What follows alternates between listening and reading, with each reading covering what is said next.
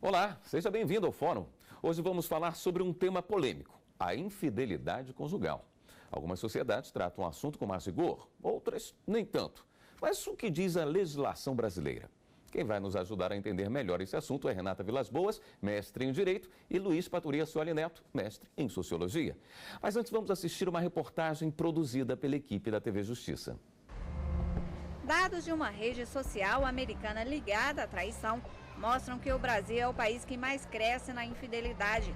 O Rio de Janeiro é o estado com o maior número de casos extraconjugais. Quase 35% das mulheres traem um companheiro, seguido pelo Rio Grande do Sul e depois Rio Grande do Norte, com pouco mais de 30%. Em um ano, os homens casados possuem 2 parceiras fora do matrimônio.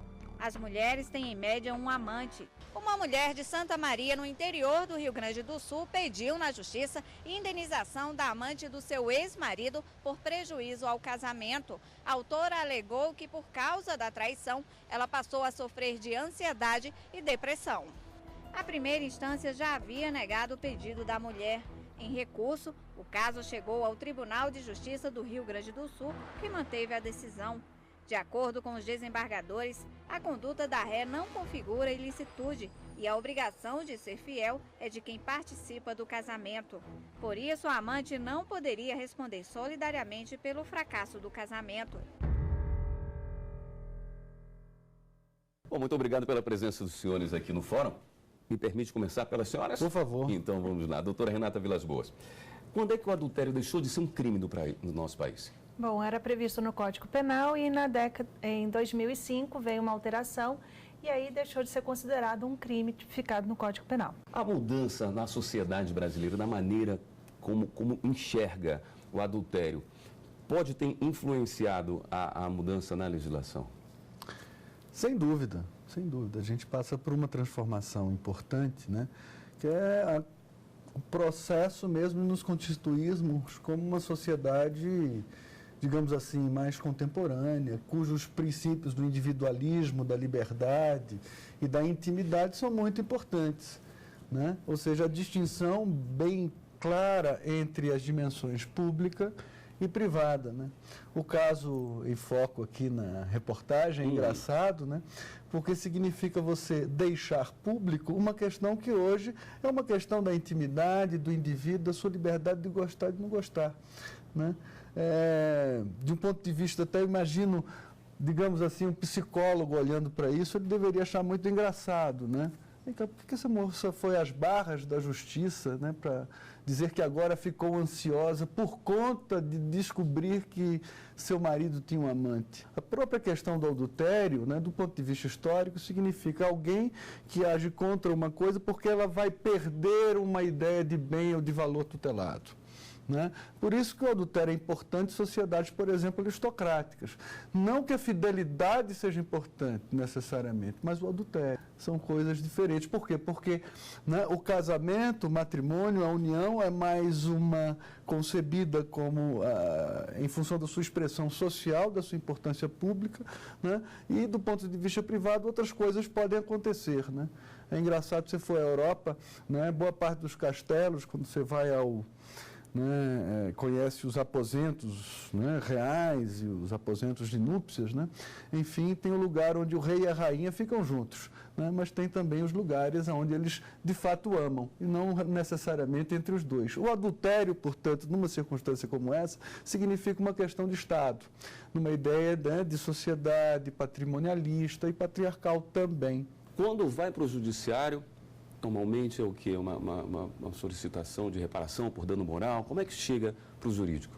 Bom, quando você está trabalhando a questão do adultério em si, você, né, se sentiu ofendida na sua intimidade, na sua privacidade, principalmente como isso aconteceu, porque às vezes torna-se público e essa esposa foi a última a saber, então você está pensando aí numa questão de reparação de dano moral. Né? Mas pode ser que essa situação ela apareça ou ela surja quando eu tenho falecimento.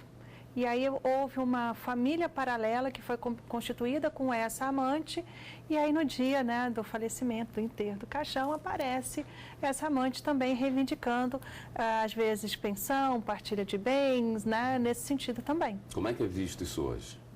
Bom, aí nós temos bastante jurisprudência e cada um para um lado, né? Então, vai depender do caso concreto, ainda não está nada uniformizado nesse sentido. Sim. Então, nós temos, assim, uma decisão recente do STJ no sentido em que ela era amante, foram amantes durante 40 anos, e depois desse período, o rapaz casado virou e falou assim, não, eu não tenho mais interesse em continuar com você. E ela entrou pedindo pensão e o STJ entendeu que era devido, sim, pagar essa pensão alimentícia para a amante, em razão desse convívio durante longo tempo, né, que eles tiveram e que durante esse período ele a sustentou. Ou seja, nós temos vários princípios dentro do direito de família, e um deles é o princípio da solidariedade. Perfeito. Como ele, durante esses 40 anos, fez esse papel de sustentar essa amante, não seria justo que agora, 40 anos depois, Com a ausência dele, ela enfim, tivesse que ingressar no mercado de trabalho. Uma senhora de com 70, quase 80 anos, né, ingressando no mercado de trabalho é extremamente difícil. É possível se anular um casamento por causa de uma traição? Não. Eu não pela traição em si. Eu posso até falar em razão do erro contra a pessoa, né? Eu estou casando com uma pessoa que eu pensava que ela tivesse determinadas características, e aí quando eu descubro que ela não preencheu essas características, aí eu posso pensar nessa anulação, mas não só pela traição. Em qualquer momento do casamento? Não, aí eu vou ter prazo prescricional para isso, né? Porque você pode convalidar, é o tipo da situação em que você pode perdoar a pessoa. Quais são as provas mais interessantes a serem apresentadas para se comprovar o adultério? Bom, a gente pode ter aí a cobrança em cartão de crédito, de repente eles frequentam um motel, restaurante, talvez sejam presentes que foram comprados para essa amante, né? Então seria prova documental nesse sentido. Também tem como ele se posta, né? Às vezes ele vai e aluga um imóvel para ficar com essa amante, alguma coisa assim. Vou ter o porteiro, eu vou ter o vizinho ali de porta que vai estar podendo levar essas informações. Hoje a gente tem as redes sociais. Então, essa troca, né, de informações entre ele e a amante, ou ela e a amante, né, porque tanto faz, isso é tanto feminino quanto masculino. Pegando esse gancho, a legislação cobre também as uniões homoafetivas? Não faz a menor diferença para a gente, né? Assim, no momento que você fala em casamento, hoje o casamento tanto é hétero como homoafetivo, então não há esse tipo de distinção. Logo, a repercussão, né, de um adultério é indiferente à espécie de casamento. Para a gente é indiferente. Então, nas uniões ou casamento homoafetivos, eu posso me deparar com uma situação também de adultério. Quer dizer, havendo o laço afetivo... Havendo o casamento... Aí eu vou estar falando nessa infidelidade. Quando é que a gente começou a enxergar essas famílias? Essas famílias novas? Eu, como professor numa faculdade de Direito, sempre escuto alguns alunos me falarem porque a família evoluiu. Eu não sei se ela evoluiu, se ela involuiu, isso para mim tem pouca importância. O que tem importância é, nós estamos olhando para uma situação, tá certo? Que agora ela passou a ser tutelada. Porque houve uma mudança importante e ela até passou a ser tutelada, digamos assim, tardiamente. Houve uma mudança importante na Constituição, né? A família ela também passou a ser reconhecida do ponto de vista jurídico como um fato social também. E aí isso permite a ampliação, né, daquelas uniões ou daquelas associações que podem ser também designadas como família, né? Antigamente se designava como família meramente aquelas situações ou aquelas associações em que se estabeleciam vínculos biológicos ou sanguíneos, né? Hoje em dia não, família é um fato social, são as relações que definem, a maneira, né, das pessoas se relacionarem, que definem família. Nesse sentido, nós progredimos de uma visão, né, de macho e fêmea criando, né, produzindo filhotes, para a ideia de uma associação, né, que tem a figura de parceiros, né, tem a figura de pais ou de mães, constituindo aquela unidade familiar. Saiu-se da ideia de procriação para a ideia da afetividade, da junção das pessoas em razão do afeto. Por isso a dimensão da solidariedade se torna tão importante, né? E no caso que a professora coloca, né, de fato o sujeito se tornou, ele era também daquela outra família. Ele era também, né, exercia uma função importante na outra família, e uma função também econômica. Nós vamos fazer um rápido intervalo, voltamos já com o Fórum. Estamos de volta com o Fórum. Hoje a discussão é sobre infidelidade conjugal e legislação. Como é que a legislação brasileira enxerga a pessoa casada que tem uma família em paralelo? Bom, a legislação ainda não trata disso de forma expressa, né? Essas famílias simultâneas ou essa, né, família paralela, ela ainda não tem um amparo legislativo. O que a gente tem são decisões no judiciário, né, e doutrina falando sobre o tema. Mas, especificamente, em termos de legislação, ainda está muito a desejar. O que a gente tem, então?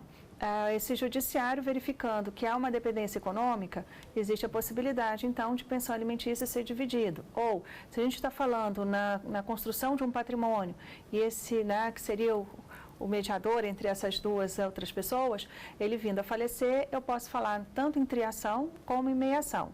A triação seria a divisão entre os três, né? Então, eu teria, vamos imaginar a situação de... que forma, em que partes? Se for entre os três, seria igualmente entre os três.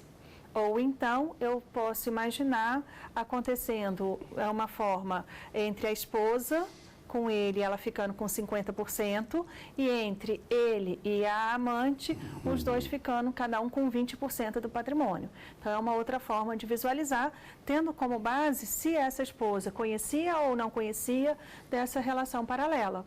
Então, se ela conhecia, era conivente, e às vezes isso serve até mesmo para manter o casamento, né? Então, dividir igualmente entre os três. Se ela não conhece, se ela não tem esse conhecimento, essa informação, então ela seria preservada 50% dela, da meiação prevista no Código Civil, e os outros 50% seria dividido entre ele e a amante.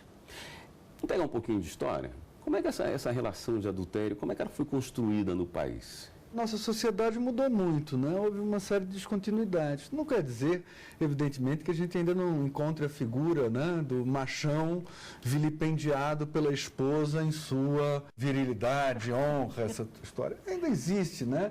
Diz um historiador francês fantástico, né, o Ferdinand Brodel, ele diz o seguinte: um dia de história, a gente pode ver toda a história, desde práticas muito antigas e que nos fazem olhar para muito atrás da gente, até práticas muito recentes, ou seja, né, maneiras de viver, de se comportar, que são muito de hoje em dia.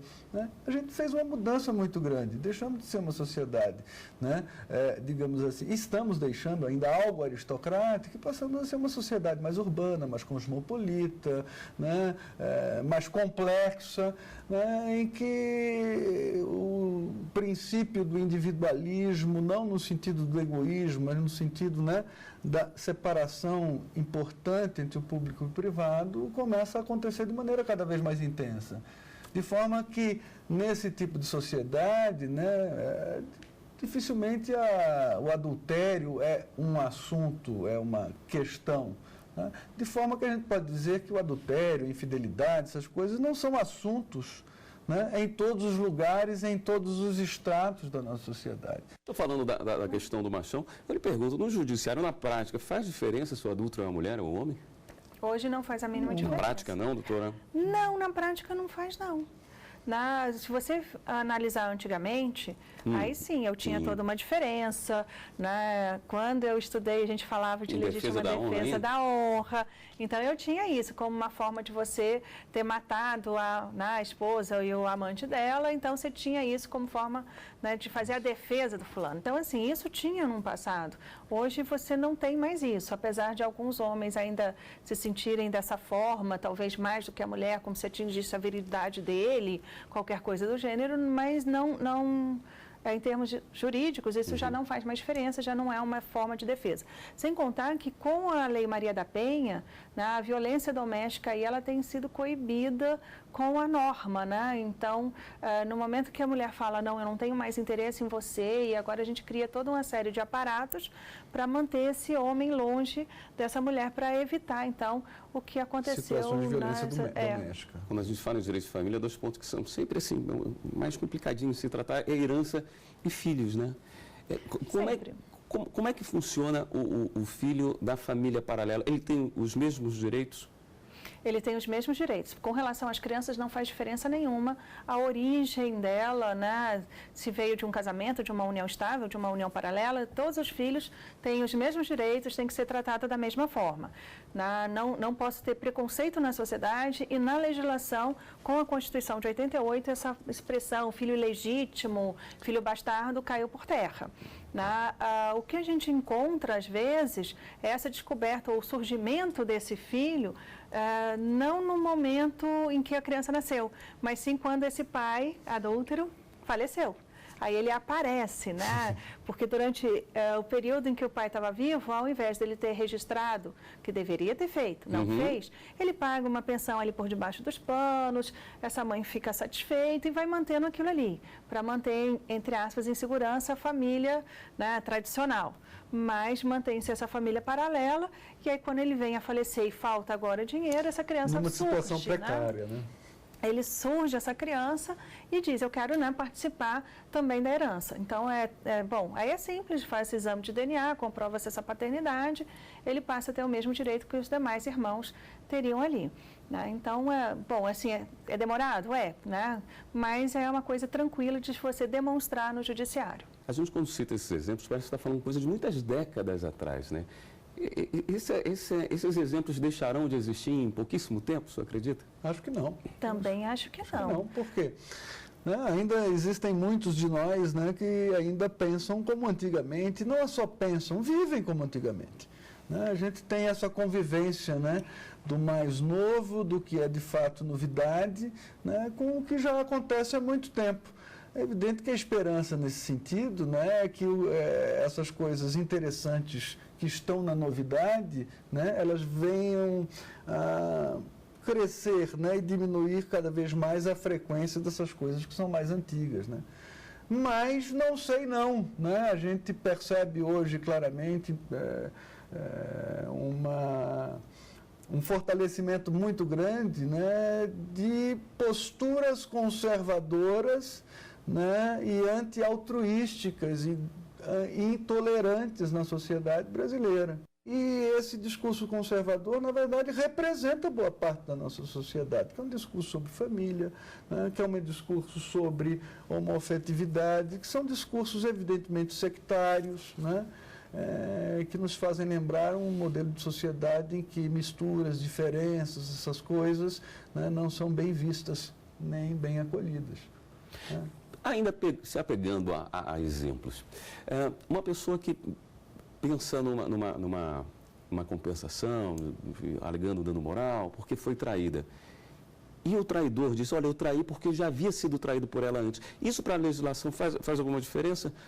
Quem entrou com a ação primeiro leva alguma vantagem? Anula-se esse caso totalmente? Como é que fica uma situação dessa? A gente não vai falar né, eu traí primeiro, você traiu primeiro, então ficou no 0 a 0, não. A gente vai ter que ver a extensão, porque eu posso ter as duas traições acontecendo, mas uma houve ofensa à honra e a outra não. Tem uma Depende coisa, de como aconteceu. Veja bem, a gente tem que fazer uma distinção aqui. Por exemplo, no caso da reportagem, a moça entrou com uma ação, né, reclamando danos morais. Não houve êxito. Né? Não há dano moral aí por uma série de razões. E aí o outro lado é o lado, enfim, né, das consequências, né, em caso de famílias paralelas. E aí, no caso que ela toca e que ela conta para a gente, que a professora conta para a gente, não é dano moral, é responsabilidade civil. Responsabilidade civil do sujeito perante aquela outra família paralela.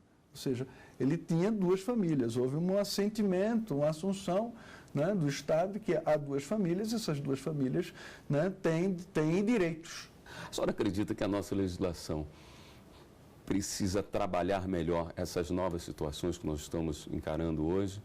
De polifamílias, famílias homoafetivas, de união estável, isso precisa ser revisto quando se fala em adultério no Brasil? Eu acho o seguinte, o Estado tem que ter uma intervenção mínima nas questões referentes à família. Ele não tem que dizer com quantas pessoas você pode casar ou deixar de casar, quais são essas consequências, né?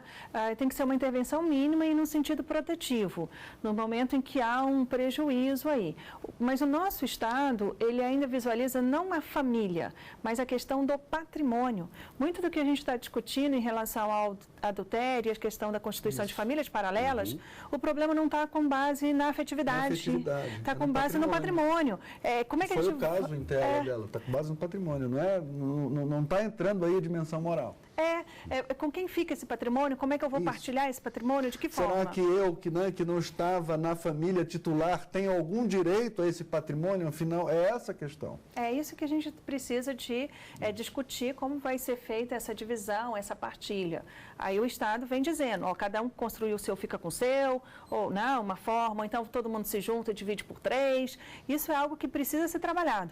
Mas com relação à forma de constituição de família, creio que todas elas devem ser respeitadas e sem a intromissão do Estado. O Estado não tem que dizer a quem eu vou gostar ou deixar de gostar. Se é uma pessoa, 2 pessoas, né? Se eu vou ter uma combinação de família poliafetiva. Ele entra na relação familiar para tutelar direitos. Agora, que direitos ele tutela a partir de 88, graças a Deus? Bem, são alguns direitos muito mais interessantes do que esse direito do ponto de vista da honra e tal, não. Nós temos aí uma dimensão importante, que é uma ideia de dignidade humana associada a um princípio mais individualista, não no sentido do egoísmo, mas no sentido da gente entender que a gente é igual ao outro, que nossas diferenças precisam ser toleradas, né? Que está associada a uma dimensão também de liberdade, né? Que isso tudo é fundamento da nossa Constituição. Bom, aí eu tenho o Código Civil, que ele vai estar falando, né, sobre questão de casamento, união estável. Eu tenho aí, se você vai tratar a questão de divórcio, eu tenho a lei do divórcio. O novo Código de Processo Civil vai me explicar como é que eu faço um divórcio ou uma separação. Né? Então, são várias as normas que podem, né, abarcar. Depende do ângulo que você estiver olhando.